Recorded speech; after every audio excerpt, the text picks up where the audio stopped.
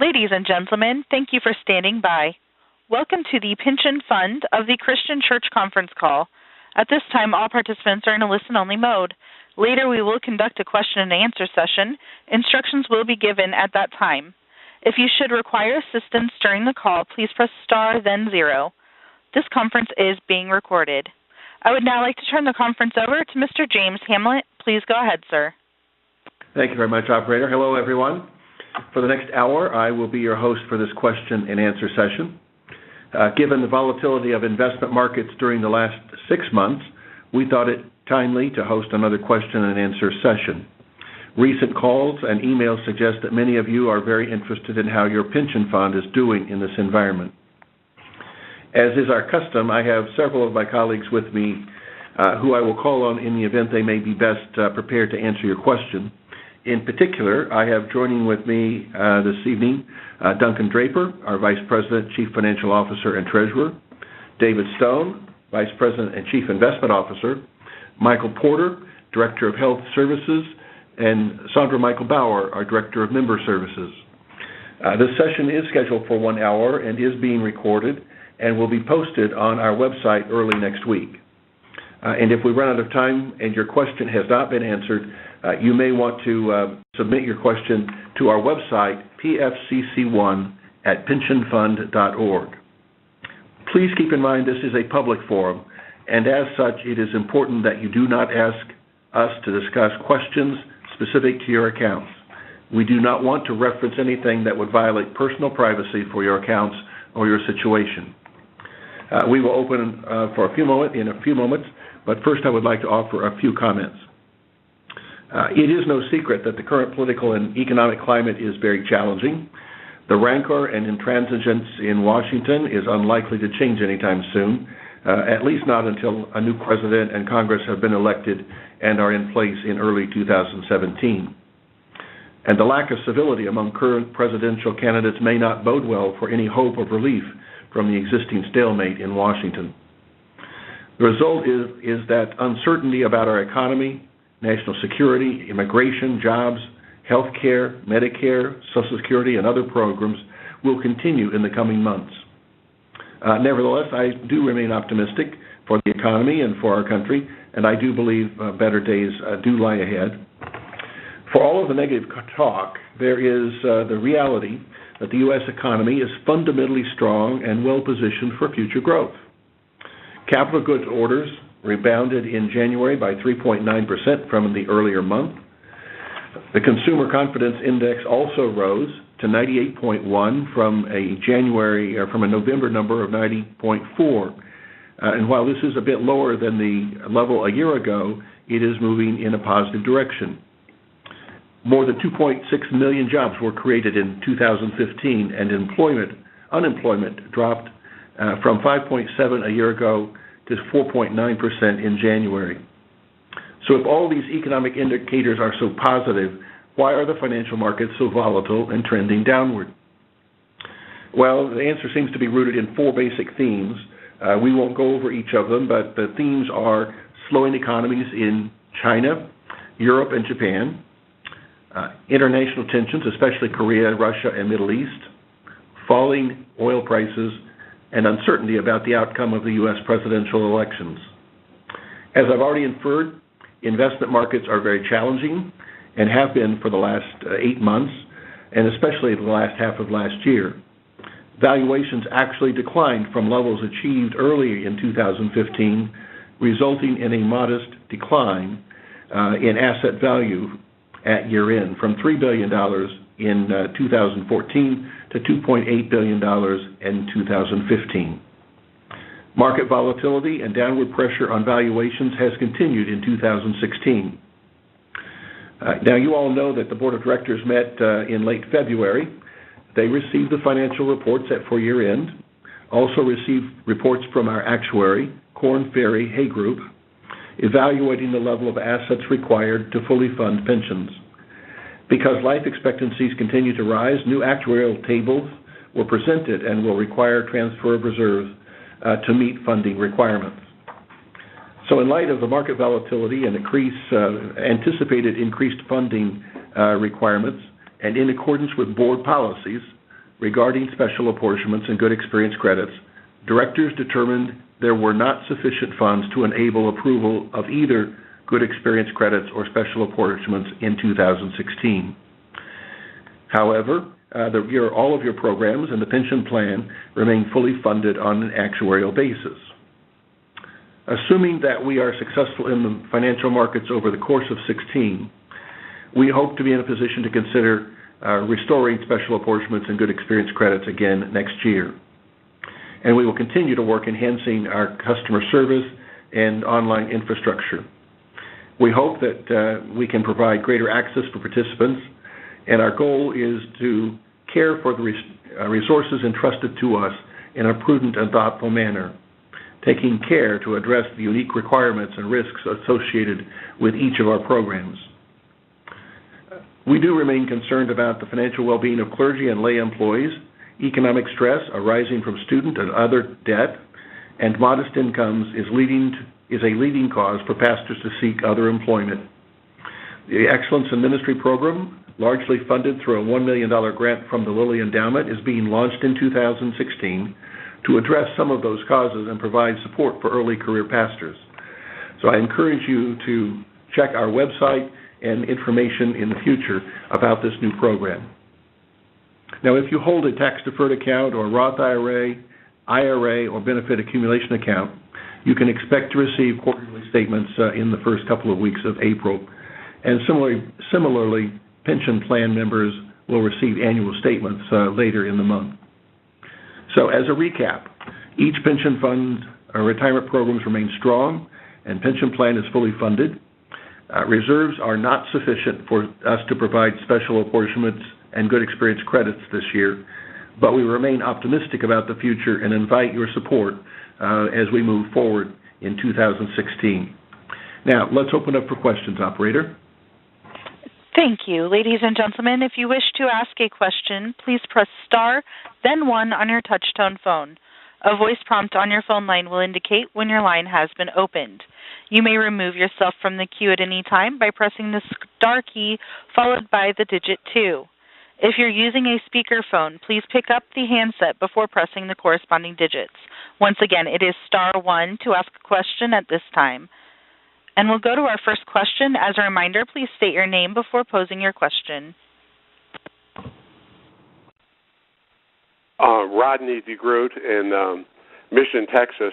I'm wondering, what will the interest be on the benefit accumulation account this quarter? Are you at liberty to tell us that? Well, in the current quarter, Duncan? I'm sorry, was it the benefit accumulation account you're asking? It's yes. 2.5% currently. We have not made the recommendation or decision for the second quarter. We will be working on that over the next 10 days, and we'll have an announcement by March 15th. Thank you very much. Appreciate it. And we'll move to our next question. As a reminder, it is star 1 to ask a question. Jim, this is Georgia Meese in Lexington, Kentucky. And I just want to say thank you for all the things you all have done, and especially to Ruth Wallace. She is outstanding. Well, thank you so much. I really appreciate the pension. I will share that with Ruth. Thank you. Bye. Again, if you do have a question or comment at this time, it is star 1.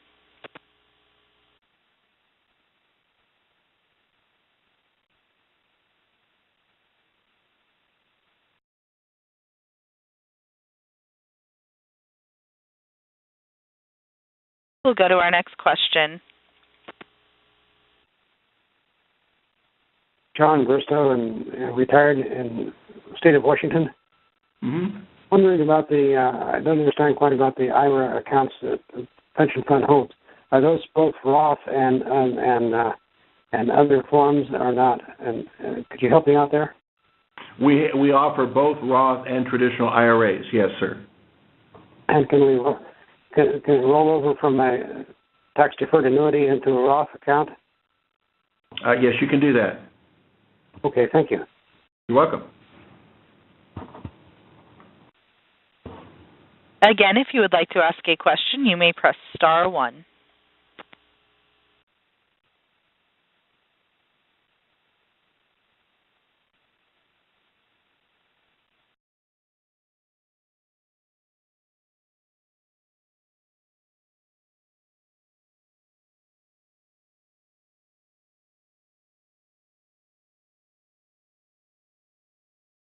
It appears there are no further questions in queue at this time. Let's wait just a moment.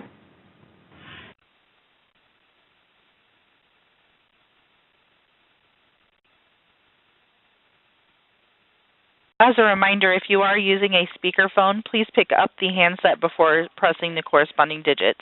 We do have a question in queue we'll go to now. Thank you. Yes, this is Chuck Shannon in Kalispell, Montana. I am a year and a half to 2 years and a half away from retirement, and I'm wondering just what I should be doing in terms of getting ready and contacting the pension fund. I will ask Sandra Michael Bowers to answer that question. Okay. Well, first of all, if you would like a projection of your pension amount, you can request that either by a phone call or sending us an email. In order to begin receiving your pension, you need to sever your employment with the Christian church-related congregation or organization that you're working with, and you need to submit a retirement application, which is available on our website.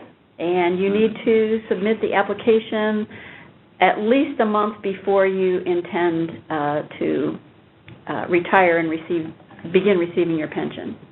Okay. And so I'm assuming I could not retire at 65 and keep on working with the church then. That's correct. Okay. I figured that would be too good to be true. Okay.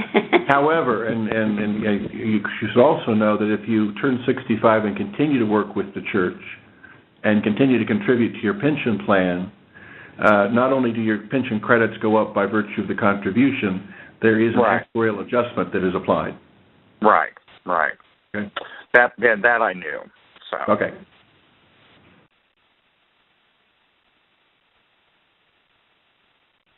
Again, please press star 1 if you do have a question or comment at this time.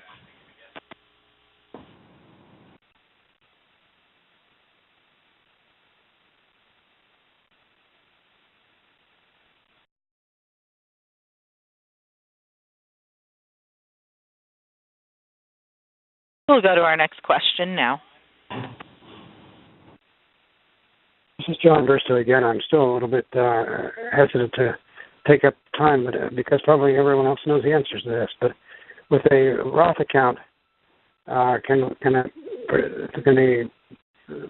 I draw out from it on occasion or a regular basis, or how does it work? I've never actually asked the question. Well, a Roth IRA is based on money that you contribute after tax, so it's funds you've already paid taxes on from income, for example.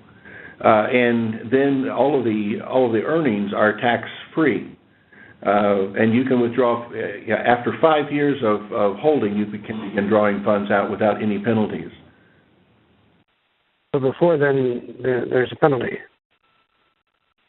You can always get to your contribution, but to withdraw the earnings, you have to have the funds in a Roth IRA for 5 years.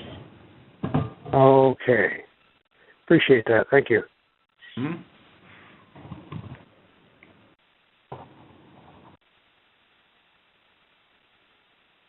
Again, it is star 1 if you do have a question.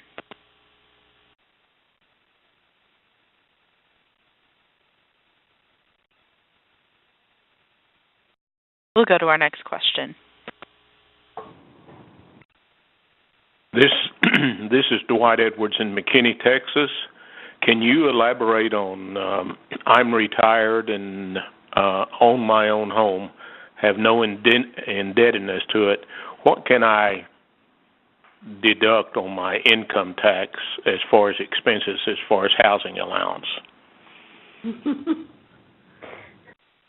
Let me just go ahead. So I've asked Sandra to answer that. The things that you can include for your housing allowance would be any property taxes, your utilities, furnishings, like anything that you would need to replace at this point, like chairs, sofas, appliances in your kitchen, maintenance and repairs on the house or your garage. That's included as part of the housing expense. There's a few things that you cannot include on your housing. One is cell phone, computer, or tablet. None of those are considered to be housing expenses.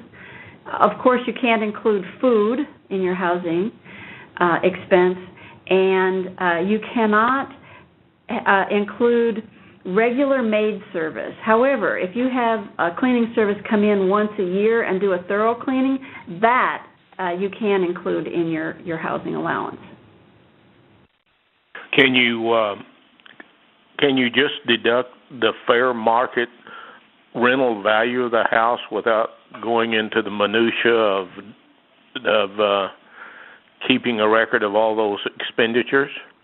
No, you need to keep records, and your housing allowance is limited to the lesser of the fair rental value of the home, furnished plus the cost of utilities, your actual expenses of operating the home, or the amount that was properly designated as housing allowance. And again, it has to be the lower of those three. And once your mortgage is paid off, you're probably going to be limited to the actual expenses or the amount that was designated as housing allowance. Okay. Now, the amount designated as housing allowance, you send out a form every year, and that is, I complete that myself. It's a rather subjective amount. It is a subjective amount, but if, for example, you did not complete a form, the Pension Fund Board of Directors authorizes 60% of your pension to be designated for housing allowance. If you ask for more, that's fine. That would have been approved by our board as well. But if you actually spend less, it doesn't matter what the designation is. If you spend less, you have to take the lesser of those two numbers. Okay. Well, thank you very much. You're welcome.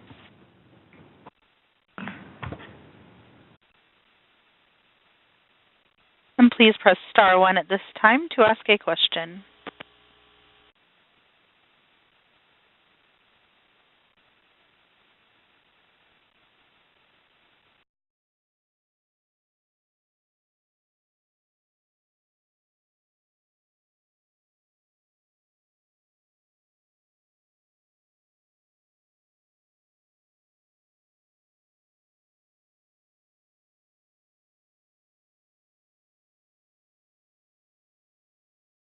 Again, to ask a question, it is star 1 at this time.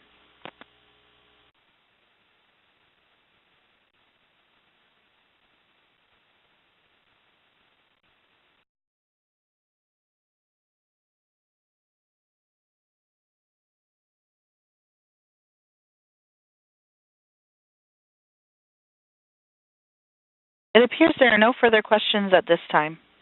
Okay. Then closing remarks then, operator. I want to thank all of those who are on the call and those who've offered questions. I trust we have responded in a manner that has been helpful. Our goal is always to care for the resources entrusted to us in a prudent and thoughtful manner, taking care to address the unique requirements and risks associated with the program. We are deeply appreciative of the privilege of serving you, and know that all of the staff and directors wish you God's richest blessings. Until we meet again, or until we talk again, good evening. That concludes our conference for today. Thank you for your participation and for using AT&T Teleconference Service. You may now disconnect.